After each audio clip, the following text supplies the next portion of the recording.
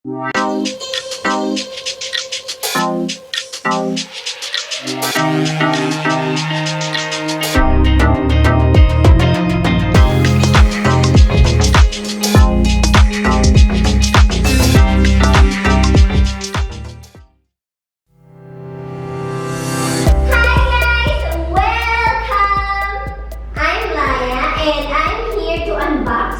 show you how to use our products and tools.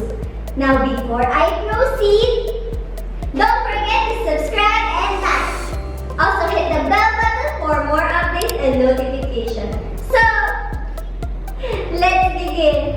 Hi guys! Welcome back. So today, I'll introduce yung claw hammer. So, nakikita naman natin yung difference labay sa itsura pa lang and sa sizes ng laki.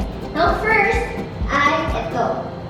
Now makikita nyo naman, wood handle siya. So ito. Ayan. So this is a heat treatment ground polish. So meron to iba't ibang weight. So ito ang weight niya is 8 oz. So next is meron tayong GRIPPRO series. So, ito ang GRIPPRO series na claw hammer. So, ano yung GRIPPRO series? GRIPPRO series is patented only for Tolsen. So, makikita niyo dito sa handle na to, nakasulat.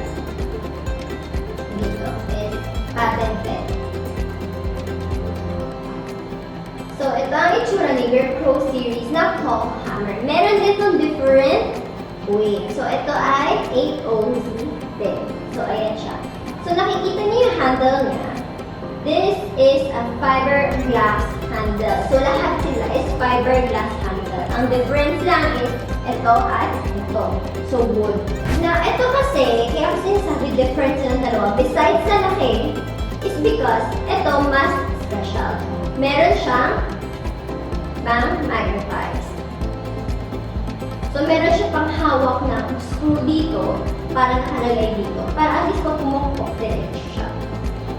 So, meron na siyang pang support din at the same time. Para hindi din mabilis malaglag. Kasi paano ba tayo magpukpok? Diba usually gano'n? Nahawakan natin niya. So, ito may special way siya.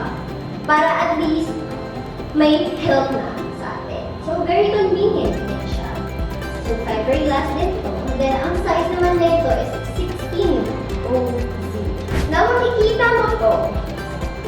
Ang difference nito is, this is British type claw hammer. So, ayan.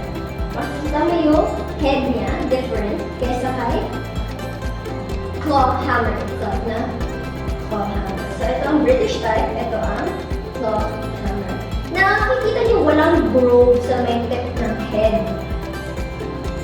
Tapos lahat kasi sila may function na pangtanggal ng screw. So, dito yan sa gilid. Ayan. So, same lang sila. Pero ito, British type. Then, ang difference lang din ito is ayan.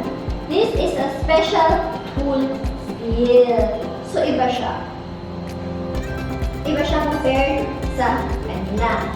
So, this last one is my absolute favorite. So, save the best for the last, diba? So, this is the premium claw hammer. So, makikita nyo lang sa premium. Diba kasi premium? Kasi unang-una nakikita nyo, it's a one solid shot. Solid yung body niya. At the same time, it's hardened and tempered. So, ayan. So, makikita nyo dito, fully polished din siya and laggered.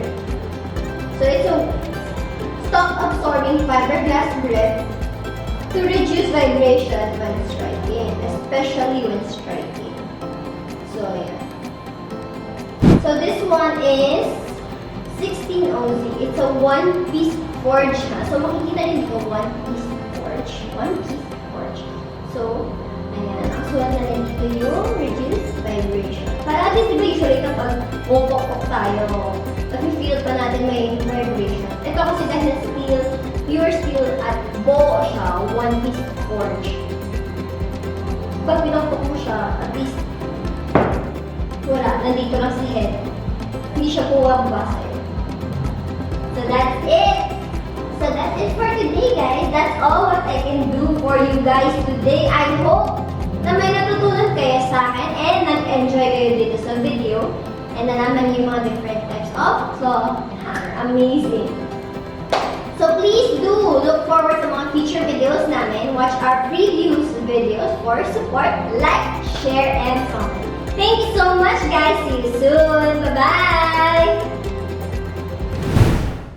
Thank you so much for watching. If you're interested with our products, you can visit our official website at www.tolsen.com.ph. We're also available on Lazada, Shopee, and GRABMART.